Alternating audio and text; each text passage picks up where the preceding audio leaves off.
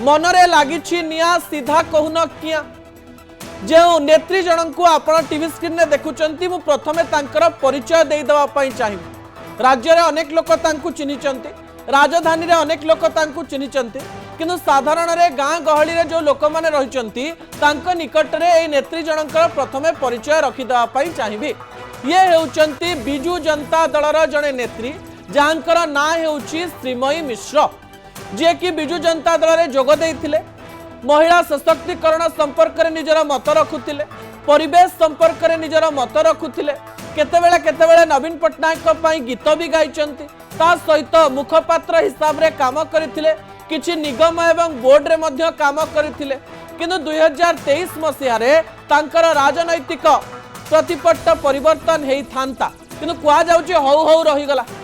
एवं सेइथि पई बीजेडी नेत्रींक मनरे निया रहिछि, कोह रहिछि। किंतु सबुठारु बड़ कथा जे जदि मनरे कोह रहिछि एबे तो बिजू जनता दल सरकार रे नाही, मैडम सीधा न कही तेरेछा सब कथा काहे कहउछन, सीधा बाटरे न जाई एमिति बुली वाली काहे जाउछन